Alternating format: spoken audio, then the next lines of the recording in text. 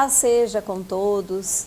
Mais um dia aqui, como nós prometemos, que o deputado estaria de volta. Paz do Senhor, deputado. Paz do Senhor, tudo bem? Missionária Cláudia. Estou ótima e honrada por tê-lo aqui conosco mais uma vez no nosso programa. Uma honra voltar aqui também e poder compartilhar deste programa tão maravilhoso, compromisso, com a palavra, a todos os telespectadores, aqueles que estão vendo neste momento e desejando desde já muita bênção, muita paz, muita alegria, muita saúde.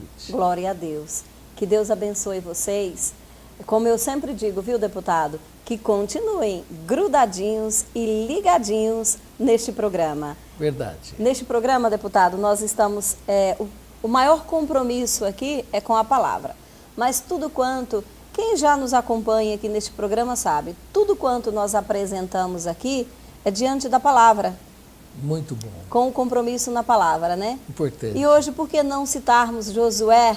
Verdade. 1:8, né? Isso. Vou deixar para você recitar. Eu acho que a palavra nesse texto de Josué é muito interessante quando Deus fala com Josué, o preparando para conduzir o povo.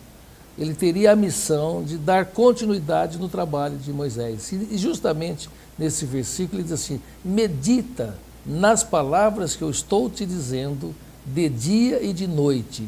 Esta lei que eu vos apresento para que você, em conformidade, tendo sim o cuidado de segui-la, seja próspero em todas as suas obras, em todos os seus empreendimentos. Isso. Deus preparando Josué de uma forma especial a se tornar um legislador, um administrador do povo. Um comandante de guerra. Você sabe, ressaltando sobre Josué, quem era Josué? Josué, antes de ser Josué, era Osés. Era um escravo.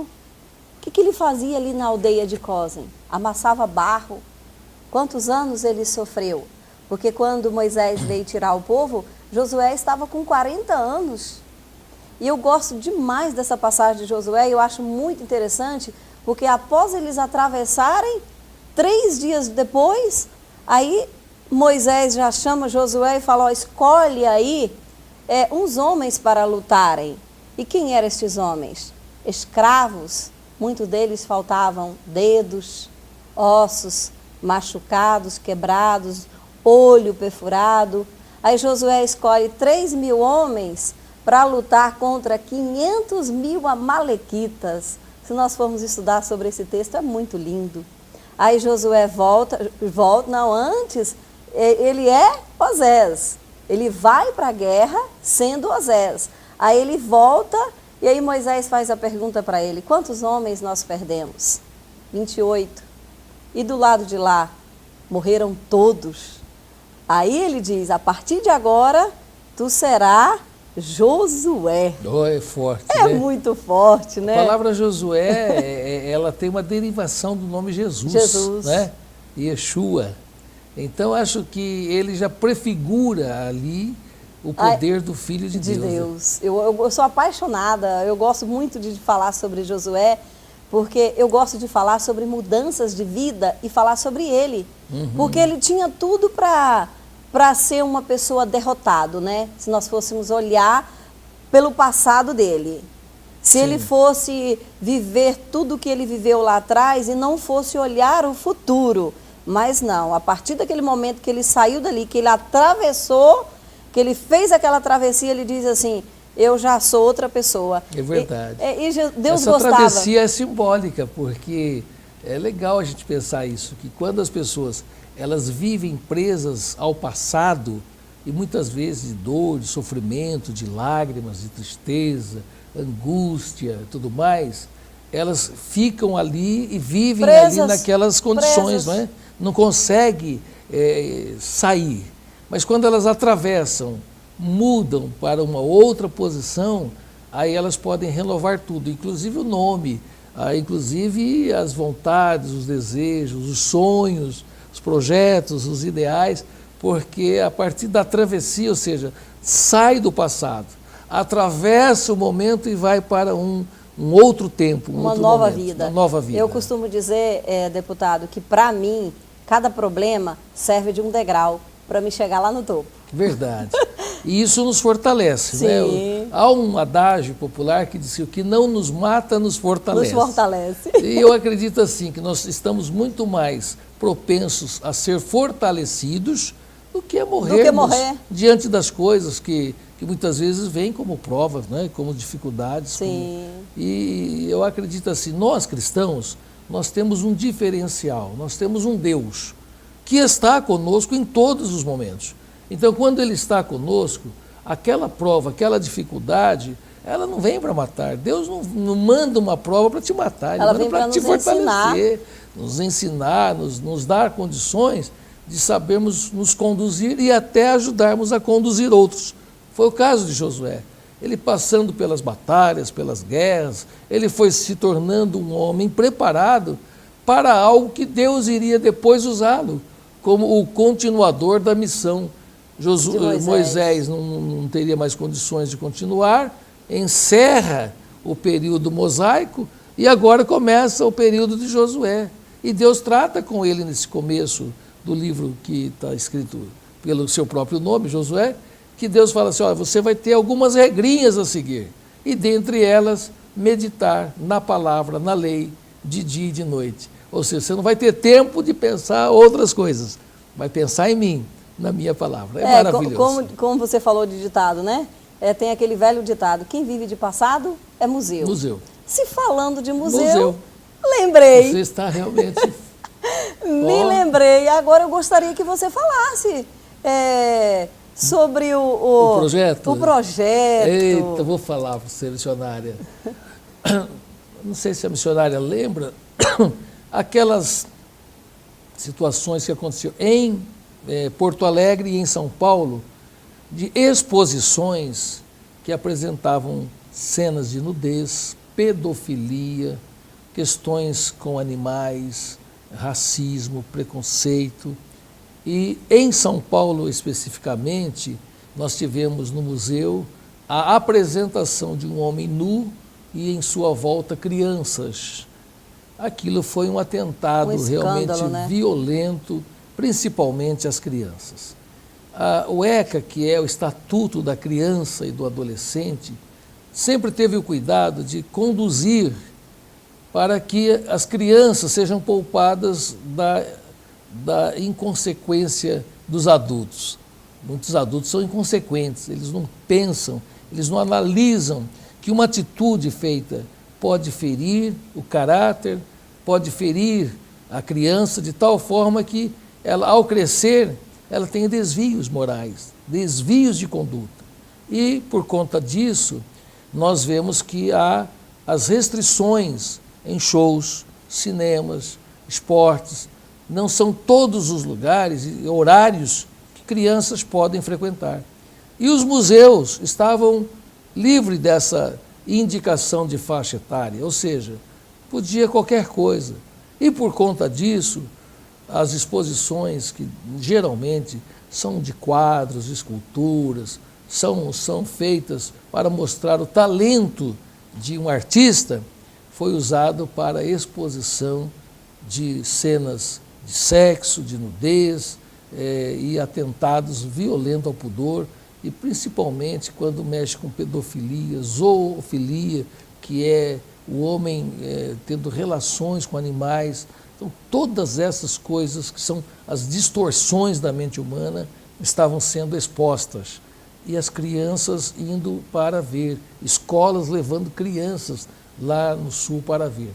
E diante disso, em São Paulo, eu fiz um projeto de lei para que as crianças possam visitar os museus e devem ir aos museus quando as exposições, as mostras sejam para elas, tenham realmente a possibilidade de ser apreciado pelas crianças.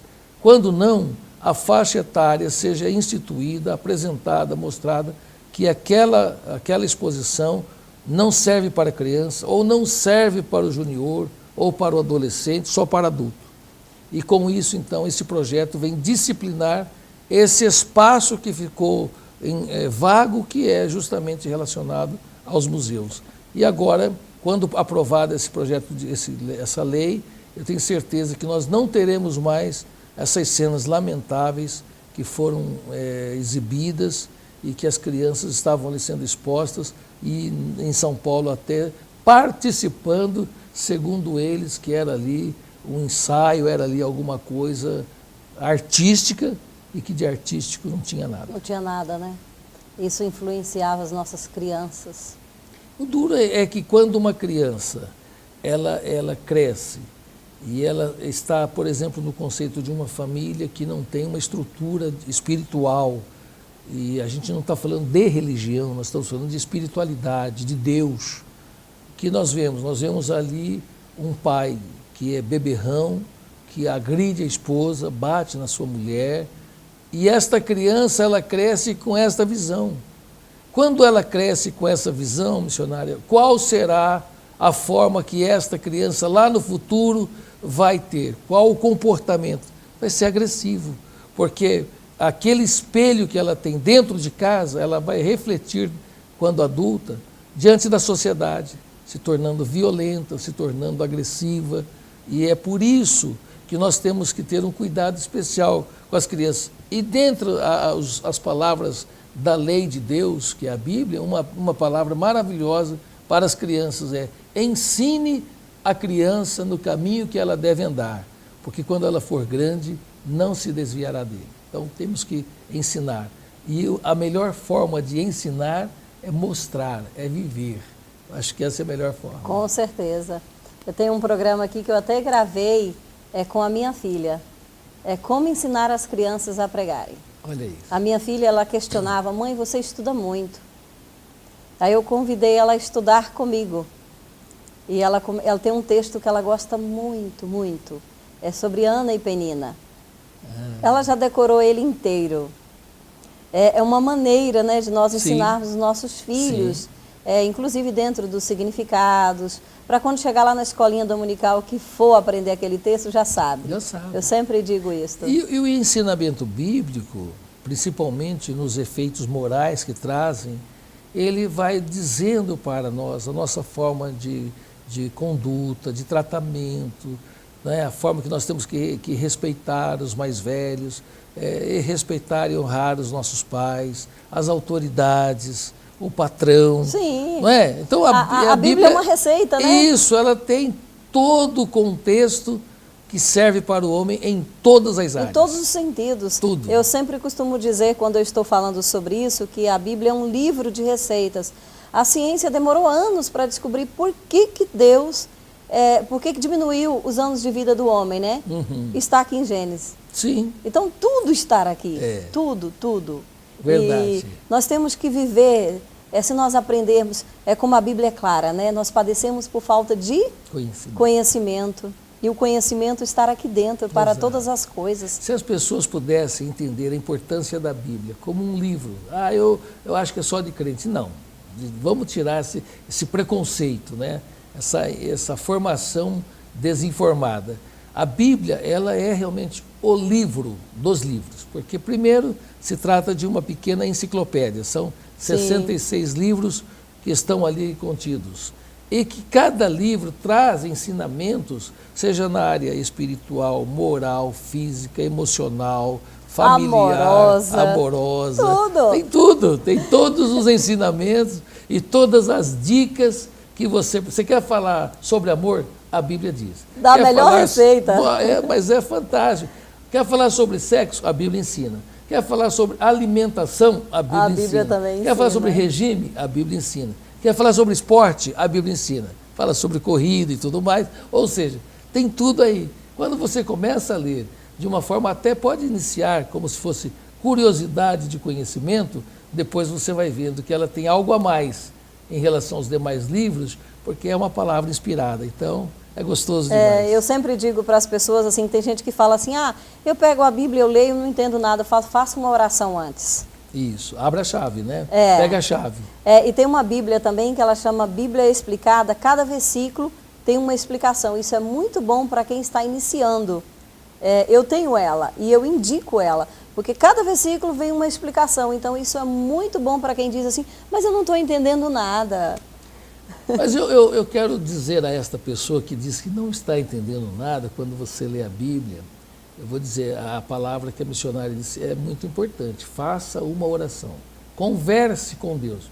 A Bíblia é o quê? É a palavra de Deus. Como é que você vai entender a palavra dele, do autor maior que é Deus? Falando com ele. E na sua oração diz assim: Senhor, revela a tua palavra, me dê o esclarecimento da tua palavra, mostra-me a tua vontade através da palavra. E aí quando você começa a ler, não é uma leitura comum, torna-se uma leitura rema, vida. Sim. Porque a palavra vai se transformando dentro de você em vida, e você passa a entender. Porque a palavra de Deus, ela não é difícil, ela é simples, mas a complexidade é o homem que coloca. Sim. Então fica difícil, porque o homem começa a dar muita complexidade, muita dificuldade. Mas a palavra é simples, ela se resume no amor. Há muitas empresas que já adotaram, antes de abrir a empresa ou a loja, fazerem uma leitura antes. É muito importante. Sim, outro dia eu recebi um vídeo de um policial, nossa, muito lindo. Antes dele ir para o batalhão, ele convocou os amigos para fazer uma oração e ler uma palavra. Isso. Você vê, isso já está fechando essa tese, como o deputado mesmo disse, de ser só de cristão. Exato. A Bíblia é um livro aberto a todos. Todos que querem lê-la têm assim a tranquilidade. E entendê-la, peça a Deus. Com Deus certeza, dá. o conhecimento e a sabedoria, né? Ele traduz dentro da gente. Lembra, vamos falar do sábio Salomão, né? Por que Deus deu tanta sabedoria para aquele homem? Quando Deus perguntou para ele: o que tu queres? Isso. Ele poderia pedir reinado, dinheiro, mas ele pediu sabedoria. É interessante, se ele pedisse o reino, o poder, a fama, o dinheiro, ele até poderia ter. Sim, porque Só Deus que estava perguntando. todas essas coisas que ele teria se acabariam. Porque estas coisas são finitas. Tem dinheiro, tem muita gente que tem dinheiro hoje. Amanhã não tem tem mais nada, né? Acorda, como é que é? Dorme rico e acorda pobre, né? Sim. Principalmente quando ele está na bolsa de valores e dá aquela despencada aí, o cara tem milhões hoje, no outro dia não tem mais nada. Então, são finitos. Não fica sonhando aí, eu tenho aqui minha conta no banco gorda e amanhã você pode não ter nada. Então, não é por aí. Quando ele pede sabedoria, é algo infinito. Porque ele pede algo que Deus é que vai dar. Não é a força humana que vai produzir para ele. É só Deus. Só Deus. E Deus é sabedoria. Então, a parte infinita de Deus entra dentro de Salomão. E aí ele vai ter todas as outras coisas. Essa vitória de Salomão em pedir o correto é aquele versículo que diz assim: buscai primeiro o reino de Deus e as demais coisas serão acrescentadas. Eu queria ter uma chance dessa, deputado, de chegar diante de Deus e Deus me perguntar assim: o que tu queres? Mas eu quero decorar isso aqui inteirinho. Ele vai te dar essa graça. Aliás, ele já está te dando. Eu quero decorar a Bíblia inteirinho, porque eu acho muito lindo. Eu recebo muitos pastores em casa e é muito gostoso quando sentamos na mesa e vamos confraternizarmos a palavra. E ali eu vejo que cada um já tem assim, uma resposta muito rápida, muito rápida. Eu sou palestrante para mulheres, mas eu estudo muito antes de ir para a palestra. Então eu já levo assim as perguntas e respostas prontas, porque eu já sei que tipo de perguntas que vem. Então eu costumo responder tudo dentro da Bíblia. Porque tem muitas mulheres padecendo aí por falta de conhecimento, que acham que isso é pecado, que aquilo é pecado. Eu falo tudo provando dentro da Bíblia. Muito então, quando bom. eu vejo assim a sabedoria que as pessoas têm, o conhecimento dentro da palavra, é muito gostoso. Porque muitas das vezes nós temos que reconhecer que nós não sabemos tudo. Nós não sabemos tudo. Nós temos que estudar muito. Mas é tão gostoso quando nós fazemos uma pergunta, né, para um pastor e ele já tem a resposta assim na ponta da língua, já decorou. É muito gostoso, né? É importante porque o conhecimento, ele esclarece, tira as dúvidas. Sim. Porque a pessoa sabendo o que ela está dizendo, o que ela está falando, ela vai abrir a mente de outra, dando a esta pessoa que está ouvindo a oportunidade de descobrir, né? O conhecimento traz descobertas. Então é tão bom quando isso na Bíblia acontece. Porque, lamentavelmente, nós temos pessoas que pregam, falam, porque ouviu outra falar. Que ouviu, não estudou. E vai, e depois ela não pesquisa, ela não busca, e ela fala asneira, não é? E a gente já ouviu muita asneira. Sim. Eu lembro que eu ouvi um pregador, a história de um pregador, ele estava pregando sobre o dilúvio. E ele falava assim: gente, começou a encher tanto de água aquele lugar que as latinhas de massa de tomate passavam boiando assim. Você está brincando. Dizer, então, veja só, é desconhecimento ele quis isso, fazer né? uma conjectura, mas ele não foi sábio, porque naquela época não tinha nem latinhas de tomate. Então, quer dizer, é falta de conhecimento, não é? O outro foi falar dos 3 que estavam na fornalha de fogo ardente, falou, estava lá o Sandraque, o Mandrake e o Cabeça de Nego. Quer dizer, então é falta de conhecimento, né? A pessoa não presta atenção. Acho assim, a Bíblia ela é maravilhosa. Minha mãe aprendeu a ler na Bíblia. As primeiras leituras que ela desenvolveu foi na Bíblia. Depois ela foi aprendendo, aí ela viu que dava para crescer ainda mais e tal. Eu acho legal isso, que a pessoa estude, porque se a pessoa quer ter, vou falar aqui do seu programa, né? Vivendo em compromisso com a palavra, ela tem que conhecer a palavra. Com certeza. Isso tudo aqui nós buscamos aqui dentro, né? Sim. É a melhor coisa, estudarmos. Eu gosto muito de estudar sobre historiadores. Eu prego, eu costumo dizer assim, sempre, se você quer me convidar, já convida sabendo, não sou pregadora avivalística, eu sou temática. Sim. Então, poucas mulheres pregam como eu prego ensinando. Ah. Comigo não tem esse negócio de gritaria, de pula-pula, não. Meu negócio é aqui dentro, ó. E eu não estudo pouco, não. Estudo bastante. Eu estudo muito.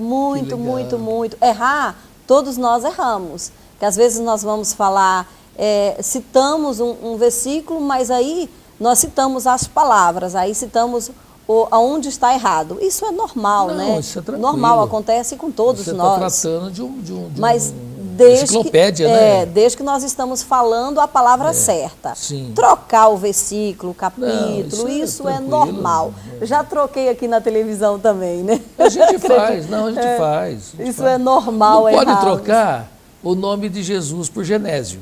Isso. Aí não pode, né?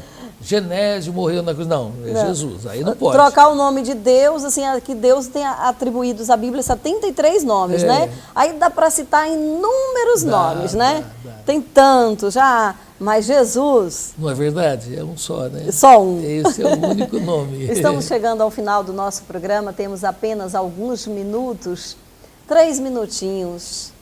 Eu vou te dar essa honra novamente, deputado, de fazer a oração, porque... antes de ser deputado, já era pastor. Exatamente. Então eu estou aqui debaixo de 2 autoridades. Eu costumo dizer assim, eu sou pastor, porque pastor é uma vocação que Deus nos escolhe. E estou deputado, porque deputado é temporal. É passagem. E diante disso, posso falar então? Sim. Falar a este telespectador que está ligadinho aqui no programa, sobre a importância de você estar ligado em Deus. Para estar ligado em Deus, não precisa ser questionado qual a sua religião, qual a igreja que você congrega, para dizer que você está ligado em Deus, mas é aqui, no seu coração. E quando você se liga em Deus, dentro de você, Ele também se liga em você. E esta ligação eterna, maravilhosa, poderosa, é que produz bênçãos nas nossas vidas. Aí vem a bênção da paz, da alegria, do amor, da saúde, da prosperidade, e tantas outras. Então, se liga em Deus e nesta oração eu quero que a sua casa, a sua vida, a sua família possa ser poderosamente abençoada. Oremos juntos? Nosso Deus e nosso Pai, eu te dou graças. Eu te louvo porque nesta oportunidade de poder falar ao teu nome, de falar contigo, esta casa, esta família, esta pessoa em especial, será alcançada com todas as sortes de bênçãos. Mas a bênção maior que eu desejo é a bênção da salvação. Que esta pessoa esteja ligada em Jesus Cristo, o nosso único e suficiente Salvador. Que esta casa receba esta bênção gloriosa que todos sejam alcançados para a glória do Pai, do Filho e do Espírito Santo. Assim seja. Amém. Amém. Que o Senhor te abençoe e te guarde. Que o Senhor faça resplandecer o rosto dele sobre ti e te dê a paz, em nome do Senhor Jesus.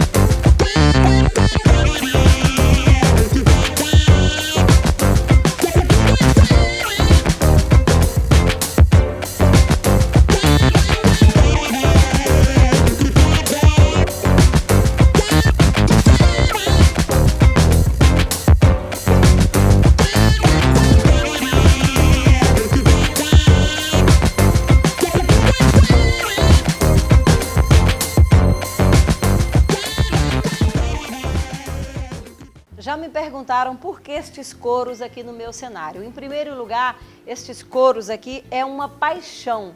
É uma coisa que eu herdei do meu pai. Meu pai amava coros. Em segundo lugar, porque são esses coros que mantêm o programa no ar. Eu vendo capas de Bíblias. Olha só, são capas que você coloca na sua Bíblia, você faz o seu pedido e eu vou fazer do tamanho da sua Bíblia. São tapetes que eu uso, tapete para oração. Eu tenho o meu, que eu só oro nele. As pessoas compram tanto para decorar a sua casa, como para fazer oração. Então são várias cores. Agora está sendo fabricado de onça, de zebra. Também tem essas peles que você usa para colocar no seu sofá ou no chão, como essa está aqui. Então, se queira ajudar a manter este programa no ar, vamos comprar as peles, os tapetes e as capas de Bíblia da Missionária Cláudia. Assim você terá uma recordação dentro da sua casa da Missionária Cláudia.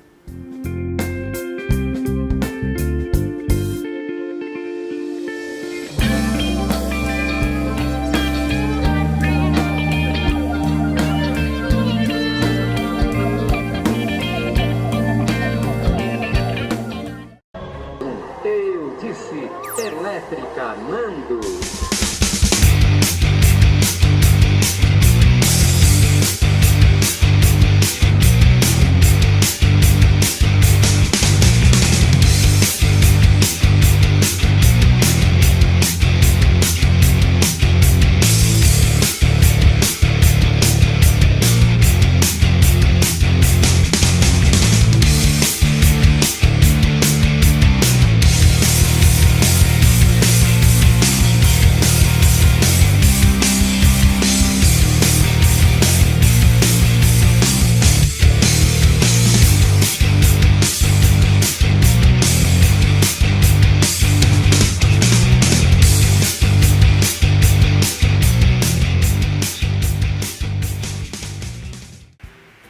Eu estou aqui para falar de uma empresa que está há 35 anos no mercado, a Romão Empreendimento. Você que tem o seu projeto para uma construção, leve para a Romão Empreendimento. Você que está procurando um imóvel para comprar uma casa, ou um apartamento, ou uma kitnet, ou até mesmo um estabelecimento comercial, vá a Romão Empreendimento. Você que precisa de uma casa de praia, vá a Romão Empreendimento. É uma empresa que tem credibilidade no mercado, que já está há 35 anos.